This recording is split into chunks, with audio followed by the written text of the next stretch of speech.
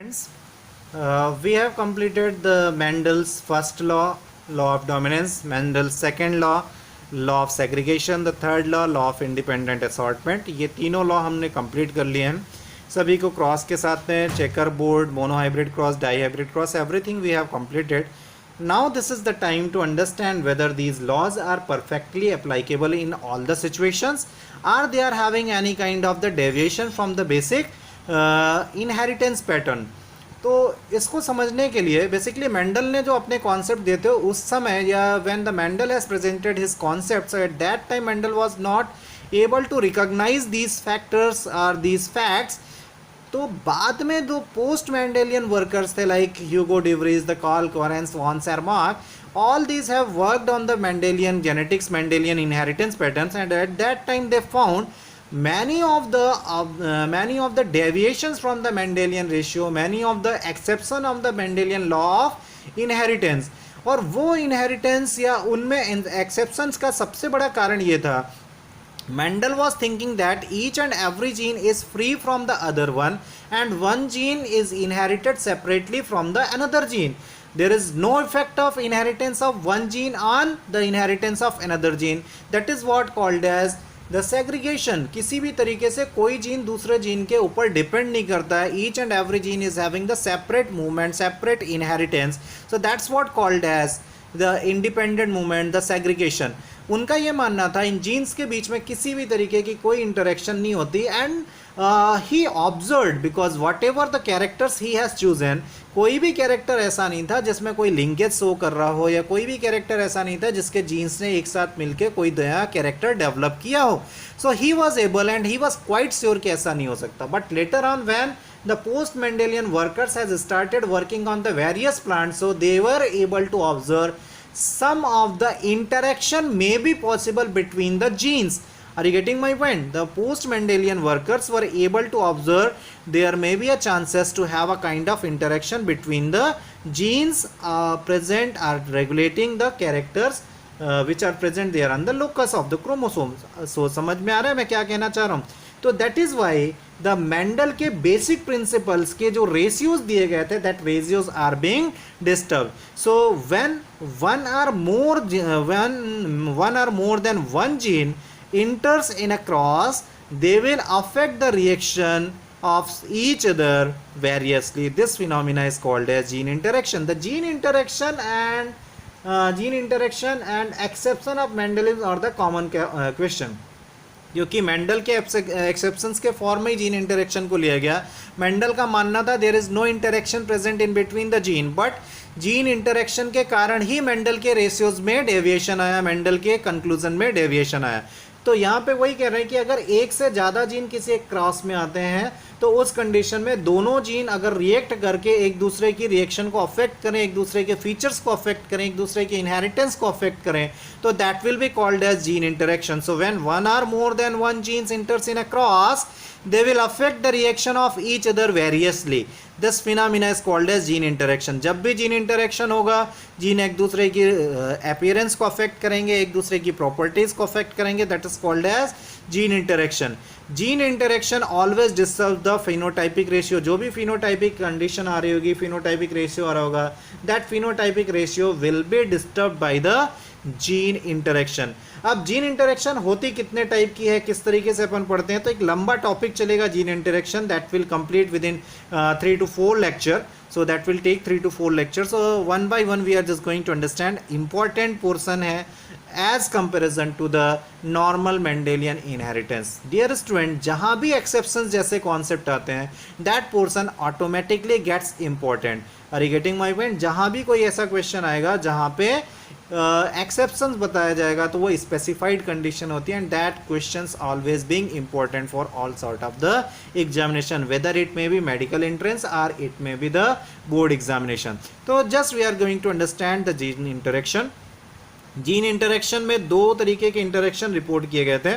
One is called as allelic interaction और intragenic interaction. Second one is called as non allelic और intergenic interaction. Allylic या intragenic और non allelic or intergenic interaction. Okay, so moving on to the first. अब एक एक करके लेंगे अपन. Allylic को पहले देखेंगे, नॉन एलेलिक को बाद में.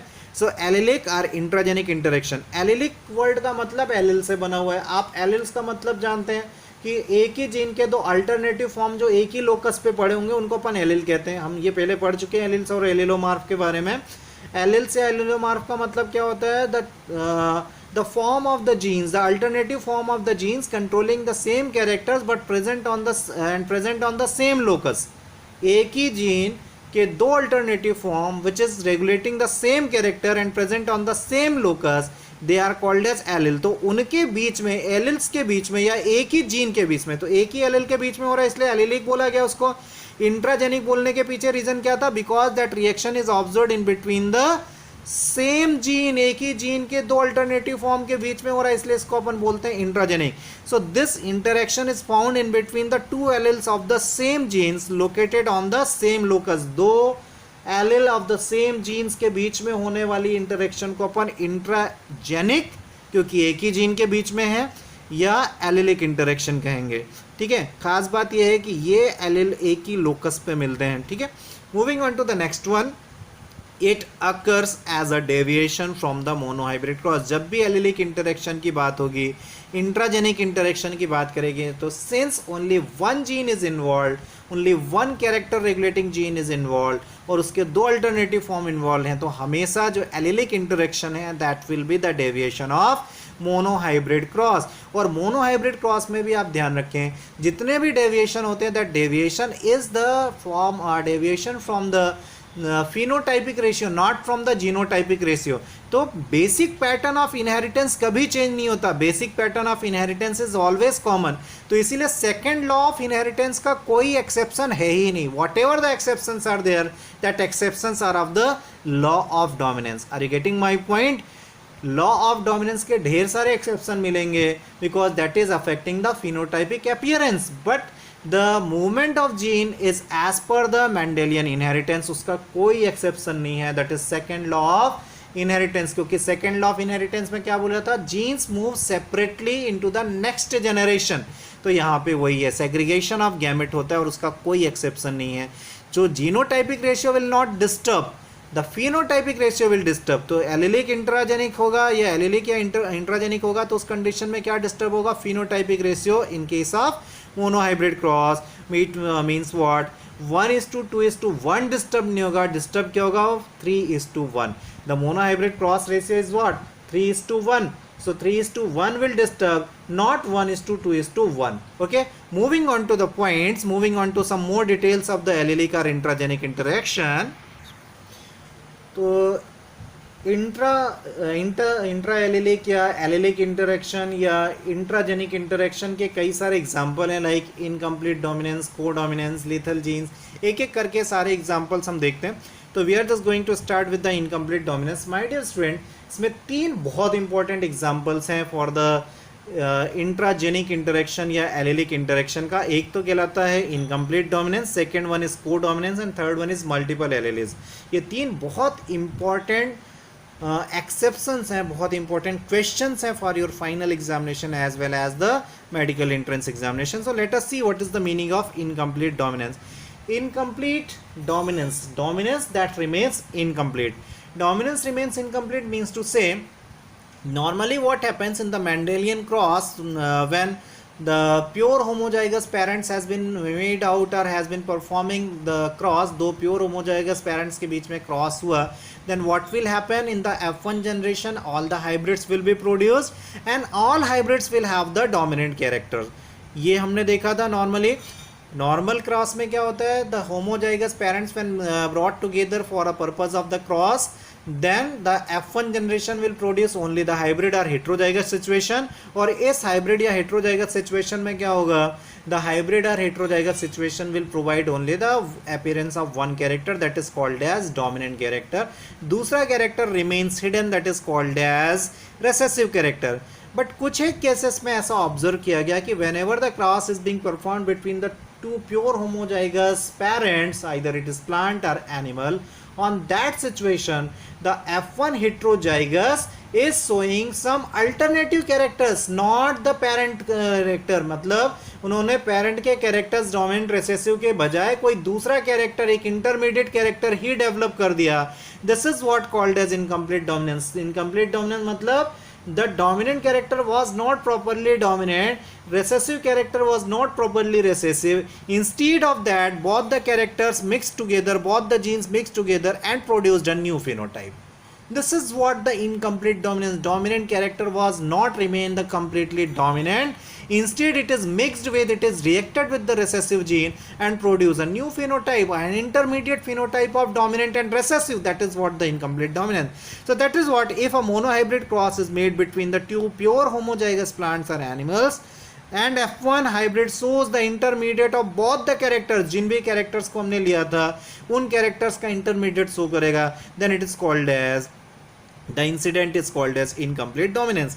Remember, both the dominant and recessive factors are present. दोनों के दोनों factor, दोनों के दोनों genes present होंगे. Recessive gene and dominant gene will present there in the F1 hybrid, but the dominant will not be able to express itself completely. It will not be able to suppress the recessive completely. Instead, it is going to mixed up with the recessive gene and will going to produce a different type of the phenotype from both the parent.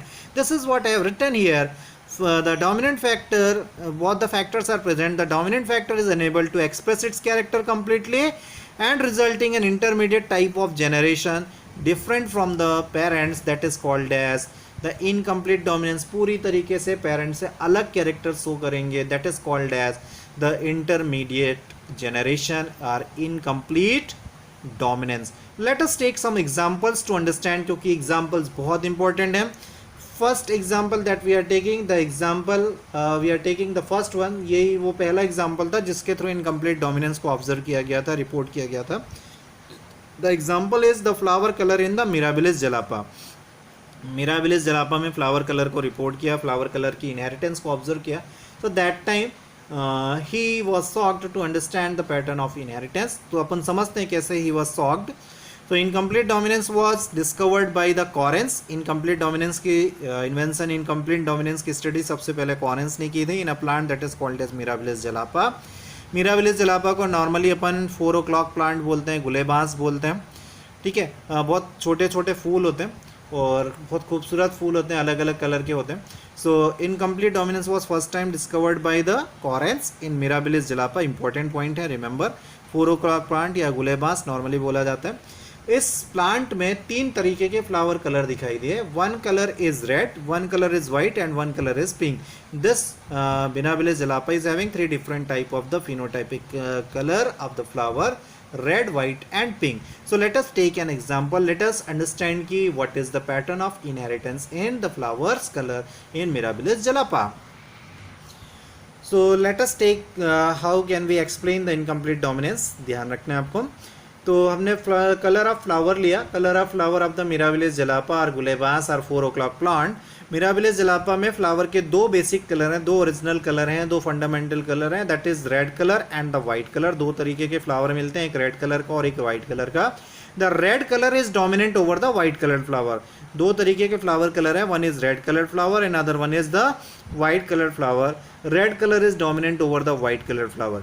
अब कैसे अपन इसकी cross को समझते हैं, इसकी inheritance को? Same वैसा का वैसा जैसे मेंडल ने क्रॉस कराया था. Once again we are just going to perform the same pattern of the cross and will try to understand how the incomplete dominance is here. So red और white के बीच में क्रॉस कराया. 2 pure parents are there, pure dominant, pure homozygous dominant, pure homozygous recessive. Gametogenesis होगी, gametes निकल आया capital R और यहाँ से स्मॉल आर. जब इनके बीच में क्रॉस होगा तो all the F1 generation will have the hybrid और हेट्रोजाइगस. तो यहाँ पे होता क्या था? Normal law of dominance, normal law of segregation, normal Mendelian inheritance के हिसाब से all the heterozygous, all the F1 hybrids were dominant in nature. Means what कि अगर हम मेंडेलियन जेनेटिक्स को फॉलो करते हैं तो यहाँ पे कैसा आना चाहिए था? रेड कलर आना था. But when he was performing the cross he was shocked to see when he was able to perform, when he was performing the cross between pure homozygous dominant red and pure homozygous recessive white. So F1 hybrid में लाल colour नहीं आया, उसकी बजाय एक तीसरा colour आ गया, that is called as pink. समझ में आ रहा है? यहाँ पे normally what color should be there? The red color should be there. Instead of red color, the hybrid plant or hybrid flower is showing what? The pink color flower in the F1 generation, dear student. It's what a shocking experiment for the Corins. So this is what he continued the experiment as the Mendel did. तो ये समझ में आ गया. तो ये ना तो लाल रहा ना तो सफेद रहा. Instead of this is the mixture of red and white. This is the intermediate of red and white, that is pink. Incomplete dominance, the red colour is not completely dominated the white colour, और white colour is not completely suppressed by the red colour. दोनों ने मिलकर एक नया colour बना लिया, एक नया अपीयरेंस दिया, that is called as the pink. ठीक है, F1 जनरेशन में हुआ. अपन मेंडल के क्रॉस को आगे लेके चलते हैं. What he did, he performed the self cross between the parents of F1 generation या F1 hybrid के बीच में, F1 heterozygous के बीच में he performed the self cross. Self cross कराएंगे तो पिंक और पिंक के बीच में सेल्फ क्रॉस कराना होगा यहाँ पे. तो he performed the self cross pink, capital R smaller, capital R smaller. क्या गैमेट निकलेगा यहाँ पे? कैपिटल आर और स्मॉलर गैमेट निकलेगा. चेकर बोर्ड के थ्रू देखते हैं. कैपिटल आर स्मॉल आर इधर लिया, कैपिटल आर स्मॉल आर लिया. अब क्रॉस कराते हैं तो कैपिटल आर का क्रॉस कैपिटल आर के साथ में capital R, capital R, capital R small r, capital R small r and small r small r, ये हुआ. इस जनरेशन में he was having the shocking result. He observe 3 different type of the flower colour, the pure red, pure white and the parent what he has taken the pink colour. मतलब यहाँ पे 3 तरीके के flower दिखाई दिए. Red भी मिला, white भी मिला और पिंक भी मिला. तो रेशियो कुछ इस तरीके से आया. All the heterozygous in the F1 generation was pink in color. When he performed the self cross in between the pink colored flower in F2 generation, what kind of ratio he observed? In genotype, capital R small r and small r small r. तो 3 तरीके के genotype मिले, capital R, capital R, capital R, small r, small r, small r. Ratio क्या था? 1:2:1, 1:1 का ratio आया. Phenotype में कितने तरीके के मिले? जो कैपिटल आर आया था वो तो प्योर होमोजाइगस था, तो यहाँ पे तो कोई डिस्टर्बेंस नहीं आया, वो रेड कलर का फ्लावर बना. जो स्मॉल आर था यहाँ पे कोई डिस्टर्बेंस नहीं आया, वो वाइट कलर का फ्लावर बना. लेकिन जो हेट्रोजाइगस कंडीशन थी उसने फिर से पिंक कलर का प्रोडक्शन किया, तो रेशियो फिनोटाइपिक अपीयरेंस का बदल गया. That is 1:2:1. Red pink white 1:2:1. Normally क्या होता है F2 जनरेशन में इन case of mono hybrid ratio? That is 3:1. The ratio is deviated. That is what? From 3:1 it is deviated from 1:2:1. Red, pink and white, ये Mendel का deviation है. That is what the deviation from Mendelian genetics. ध्यान रखिए, मैंने पहले आपको बोला genotypic expression में कोई चेंज नहीं आया है, जीनोटाइपिक मूवमेंट में कोई चेंज नहीं आया. That is the same 1:2:1. Here genotypic and phenotypic ratio is both together. ये पूछा जाता है क्वेश्चन की ऐसी सिचुएशंस बताएं जहां पे जीनोटाइपिक और फिनोटाइपिक रेशियो एक जैसे हो जाएं. तो जीनोटाइपिक और फिनोटाइपिक रेशियो तभी सेम होंगे when either incomplete dominance is there. next I will discuss later on. तो ये समझ में आ गया आप लोगों को माय डियर चाइल्ड. ठीक है, होमोजाइगस कंडीशन में तो इसने अपने आप को मेंटेन रखा, बट जैसे ही हेट्रोजाइगस कंटेन आई तो दोनों डोमिनेंट और रेसेसिव जीन ने एक दूसरे से इंटरैक्ट किया and they produce the new phenotype. So that is what called as an incomplete dominance. Dominant trait or dominant gene was not completely dominated the recessive one. Is it clear? तो ये कहलाया incomplete dominance. तो clear हो गया incomplete dominance का concept आप लोगों को. Moving on to the next example of the incomplete dominance. The next example is the flower color in the Antirrhinum majus. Snapdragon या तो डॉग फ्लावर, ये बहुत कॉमन क्वेश्चन है, पूछा गया है कई बार in the board examination, so be ready for that question. My dear child, अब मैं जितने भी यहाँ पे एग्जाम्पल बता रहा हूँ सारे क्रॉस एक जैसे हैं, तो I am not going to repeat the cross again and again, that will take the much more time. But what is your duty? You have to go for making the cross and explanation of each and every example so that you must get mastery about the explanation. आपको आंख बंद करके इनके answer और solution लिखते आना चाहिए. ठीक है, तो next example is flower colour in Antirrhinum majus. बहुत ज़्यादा पूछा गया क्वेश्चन है, दैट इज स्नैपड्रैगन और dog flower. Same to the Mirabilis jalapa, जैसा मिराबिलिस जलापा था वैसा का वैसा यहाँ पे भी है. 2 कलर के बेसिक फ्लावर हैं, रेड और वाइट. रेड इज डोमिनेंट जैसा मिराबिलिस जलापा में था, वाइट इज रेसेसिव, और जब रेड और वाइट के बीच में क्रॉस कराया तो F1 जनरेशन में पिंक कलर के फ्लावर अपियर हुए। पिंक और पिंक के बीच में क्रॉस कराया तो रेशियो वही आया 1:2:1, capital R capital R, capital R small r, small r small r, और red pink white 1:2:1, the ratio is deviated. Okay, next example is their feather colour in Andalusian fowl. Andalusian fowl animals में एक example है incomplete dominance का। यहाँ पे जो feather का colour होता है ब्लैक कलर डोमिनेंट होता है और वाइट कलर रेसेसिव होता है। The feather colour the black is dominant over the white one. जब वाइट और ब्लैक के बीच में क्रॉस कराते हैं तो एक इंटरमीडिएट कलर बन के तैयार होता है यहाँ पे, दैट इज ब्लू कलर। तो अब आपको यहाँ पे कैसे क्रॉस कराना होगा, अगर डोमिनेंट बता रहे हैं तो कैपिटल बी ब्लैक के लिए लेंगे और वाइट के लिए लेंगे स्मॉल बी। तो जहाँ कैपिटल बी और स्मॉल बी एक साथ आ गया तो that will be the blue one. फिर ब्लू और ब्लू के बीच में क्रॉस कराएंगे तो फिर से वही रिजल्ट आपको मिल जाएगा, capital B small b and small b, black is to blue is to white. So that is what the feather colour in the Andalusian fowl. तीसरा गार्डन पी में सीड साइज ऑफ सीड का। यहाँ पे 3 तरीके के seed देखने में आए। एक तो लार्ज सीड्स थे, दो राउंडेड थे, बहुत बेहतर तरीके के seed, the healthy seed. Some of the seeds were wrinkled, ये मेंडल ने भी ऑब्जर्व किया था, और कुछ इंटरमीडिएट साइज सीड्स भी दिखाई दिए। सो कैपिटल बी अपन जो डोमिनेंट कैरेक्टर है that is large starchy grains, the round seeds. उसके बाद कुछ ऐसे होते हैं जो रिड्यूस्ड होते हैं, that is small starchy seeds, that is wrinkled. जब इन दोनों के बीच में क्रॉस कराया गया तो इंटरमीडिएट सीड साइज का फॉर्मेशन हुआ, that is of medium size but they are round in the shape. So round intermediate size of grain. तो now you are free to make the cross between these three. So incomplete dominance का मतलब clear हो गया। Incomplete dominance means what, when neither dominant nor recessive both of them mix together to perform a new character, produce a new intermediate character. Mixing, blending हो जाती है। पहले हमने blending नहीं बताई थी, अब ब्लेंडिंग बता रहे हैं। Okay, moving on to the next example of the monohybrid deviation or allelic interaction. So next example for the intragenic or allelic interaction is the codominance. बहुत important question है ये भी। कोडोमिनेंस एक ऐसे सिचुएशन है, अभी हमने देखा था in case of incomplete dominance बहुत the dominant and recessive genes interreact with each other and produce an intermediate character. दोनों ने मिलकर एक नया कैरेक्टर ही बना लिया, तो उसको हमने बोला था इनकम्प्लीट डोमिनेंस। जैसे लाल और सफ़ेद मिलकर पिंक का फॉर्मेशन करते हैं, that is called as incomplete dominance. Okay, codominance का केस थोड़ा सा डिफरेंस है।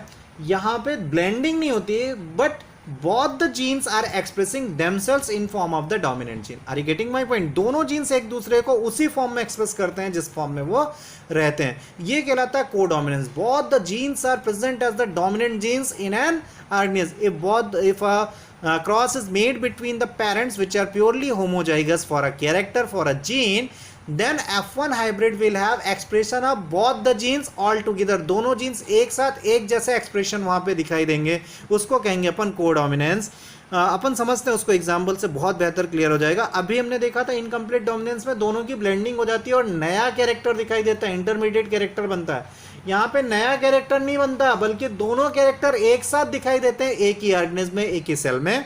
So if if both the alleles of a gene expresses their effect equally in an hybrid, then it is called as codominance. दोनों एक साथ dominance show करते हैं। recessive is not the recessive, dominant is not the dominant.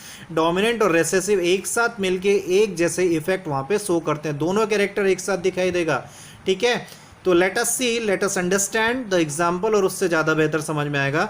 The coat colour in the cattles बहुत common example है, और my dear child आपको मैं जैसे जैसे एग्जाम्पल बताते जाऊँगा the question will be crystal clear in your mind. बहुत आसानी से आपके दिमाग में ये चीज़ बिल्कुल विजुअलाइज होने लगे कि यार ऐसा होता है, and you will be shocked और बहुत इंजॉय करेंगे आप इस पोर्शन को। कोट कलर का मतलब आप समझते हैं the skin colour of the cattles we all have watched visualize the cattles, सभी ने देखा हुआ है कैटल्स को। और कैटल्स के बारे में मैं अब जो चीज़ें ये बताने जा रहा हूँ that is very much commonly observable, but आपने आज तक जेनेटिक्स के पॉइंट ऑफ व्यू से उसको नहीं देखा था। Today I am just explaining all those things from the point of genetics and from the point of inheritance of the characters.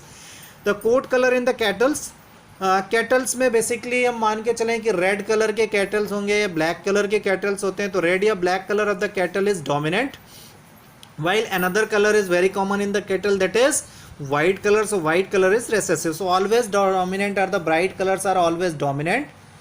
Bright colors are always dominant while the white color is always recessive. तो आपने basically ये तीन colour देखे होंगे ना, जैसे red colour या black colour ये डोमिनेंट कलर होता है, वाइट कलर रिसेसिव कलर होता है. और कभी कभार आपने ऐसे कैटल्स भी देखे होंगे जिसमें रेड और वाइट एक साथ आ गया हो, ब्लैक और वाइट एक साथ आ गया हो. Most of the time you have observe the cattles with that कि complete body is white in colour. कभी माउथ उसका रेड कलर का हो गया, ईयर उसके रेड कलर के हो गए, लेग्स में या लिम्स में रेड कलर आ गया, इस टाइप से अपीयरेंस आते हैं. अदरवाइज कुछ ऐसा हो सकता है कि red colour is being present in form of the spots, patches के फॉर्म में हो जाए, या body is completely red in colour, white colour is present in form of the patches, year उसके वाइट कलर के हो जाए. कुछ ऐसे ऑब्जर्वेशन, कुछ ऐसे कैरेक्टर्स बहुत कॉमन है in the female, in the kettles. तो इस अपीयरेंस को अपन कहते हैं रोन. हम हिंदी में बहुत आसानी से बोलते हैं स्पॉटेड अपीयरेंस या चितकबरक है ना. तो लेट अस अंडरस्टैंड, क्रॉस कराते हैं उसी तरीके से सेम जैसा मेंडल ने कराया था. कैपिटल आर रेड है, डोमिनेंट होगा. स्मॉल आर वाइट, आप इसको कैपिटल बी के साथ में ले सकते हैं तो ब्लैक हो जाएगा, स्मॉल बी शो करना होगा तो वाइट हो जाएगा. इनके बीच में क्रॉस कराएंगे तो F1 जनरेशन में all the heterozygous will be produced. So all the heterozygous will not have only blue color, will not have only red color or the white color. They will not have the pink color जैसे हमने previous example में देखा था. Instead they will have both the colors all together present. Red भी मिलेगा और white भी मिलेगा इन द बॉडी कोट और in the skin colour. Are you getting my point? दोनों जीन्स, दोनों कैरेक्टर एक साथ एक ही एनिमल में दिखाई दे रहे हैं, एक ही ऑर्गेनिज्म में दिखाई दे रहे हैं. Means what? Neither this gene is dominant nor this gene is recessive.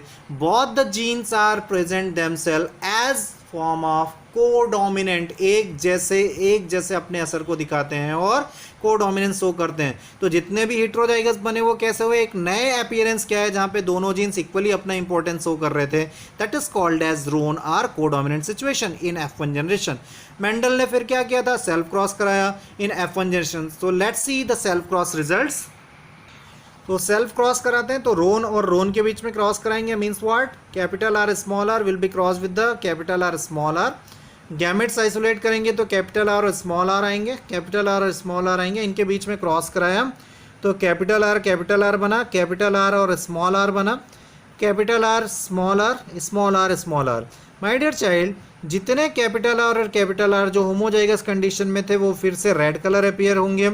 जो कैपिटल आर और स्मॉल आर थे हेट्रोजाइगस कंडीशन थे वो रोन हो जाएंगे या स्पॉटेड अपीयरेंस वाले हो जाएंगे. स्मॉल और स्मॉल आर दोनों होमोजाइगस कंडीशन आएंगे तो वाइट कलर होगा. Means what? यहाँ पे फिर से जीनोटाइपिक रेशियो क्या हो गया? Capital R small r, capital R small r small r small r. Genotypic appearance once again 1:2:1. But the phenotypic appearance is red, roan and white. Red 1, roan 2, white 1. 1:2:1 instead of 3:1. तो ये समझ में आया? Codominance का मतलब दोनों character एक साथ एक ही ऑर्गेनिज्म में एक्सप्रेस होते हैं. सो ये क्लियर हुआ आप लोगों को कोडोमिनेंस में जहाँ पे डोमिनेंट और रिसेसिव कैरेक्टर दोनों एक साथ एक्सप्रेस होते हैं तो that is called as codominance.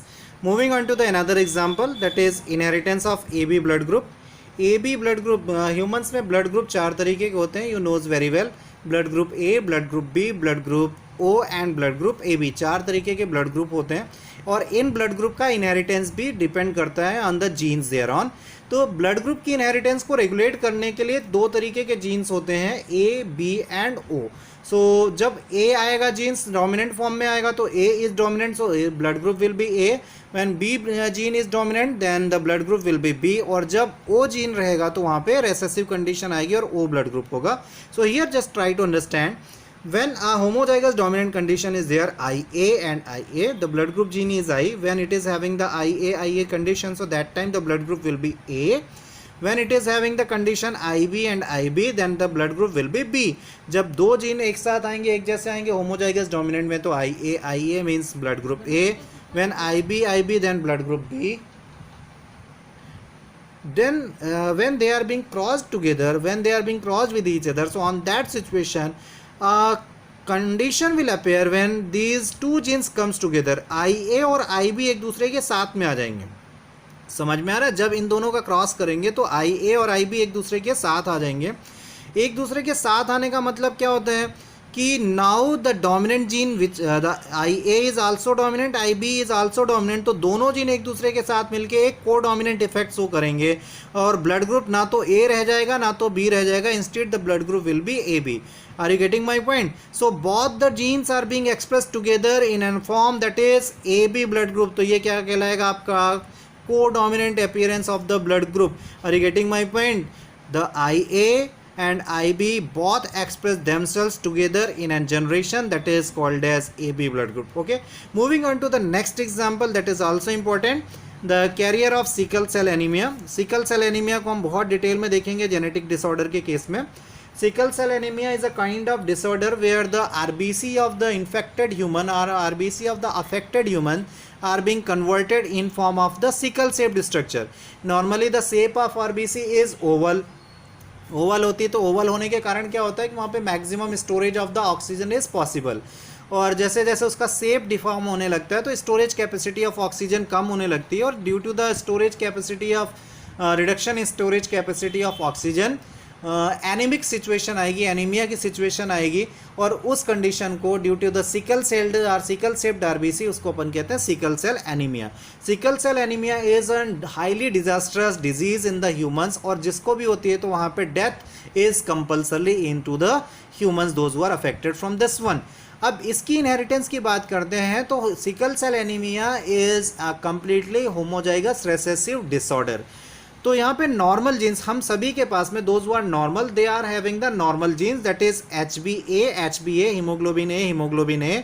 तो जब ये दोनों जीन्स एक दूसरे के साथ आएंगे the organism will be the normal one when HbS as for sickle cell. तो जब HbS और HbS एक दूसरे के साथ आएंगे then the sickle cell structure will be there, और जब इन दोनों के बीच में हम क्रॉस कराते हैं means HbA means pure homozygous dominant the normal one and pure homozygous recessive the diseased one। इनके बीच में जब क्रॉस कराएंगे तो what will happen, an intermediate hybrid will form। ये आप जानते हो हाइब्रिडाइजेशन वाली कंडीशन आएगी, हेट्रोजाइगस कंडीशन बनेगा, HbA और HbS एक दूसरे के साथ आ जाएंगे। Are you getting my point? HbA and HbS will come together। तो HbA और HbS साथ आने के कारण the organism will be normal but will have the gene of sickle cell anemia। इनके पास में नॉर्मल तो होगा बट वो सिकल सेल एनीमिया का जीन कैरी कर रहा होगा। समझ में आ रहा है माय डियर चाइल्ड? तो इस कंडीशन को फिर से हम क्या बोलेंगे, दोनों जीन एक दूसरे को एक साथ एक्सप्रेस कर रहे हैं तो that is what normal but the carrier condition. ये HbA HbS नेक्स्ट जनरेशन में सिकल सेल को लेके जाएगा, सिकल सेल प्रॉपर्टी को ट्रांसमिट करेगा। सिकल सेल प्रॉपर्टी के कारण the RBC will get terminated और converted in form of the sickle shaped structure and organism will be affected from the sickle cell anaemia. तो ये क्लियर हो गया आप लोगों को। The inheritance pattern of sickle cell anaemia is once again the example of the codominance, क्योंकि यहाँ पे HbA और HbS दोनों जीन एक साथ आते हैं। So the organism is neither normal neither the sickle cell, instead it is the carrier of the disease। दोनों जीन्स एक साथ मिलने के कारण वो कैरियर बनता है और नेक्स्ट जनरेशन में कैरेक्टर्स को लेके जाता है। तो this is what about the codominance. Codominance में हमने 3 एग्जांपल देखे, the code colour in the cattles, the inheritance pattern of the blood group and the carrier of the sickle cell anemia। so these all 3 examples and my dear child once again I am requesting, मैंने एक example आपको करके बताया, you need to go with the inheritance cross for these 2 example like for the AB blood group and the sickle cell anemia inheritance। okay, so today we have completed the 2 examples of the Mendelian deviation, that is the incomplete dominance and codominance। Further we'll continue in the next lecture. Till the time, thank you. Thanks for being with me. Thank you.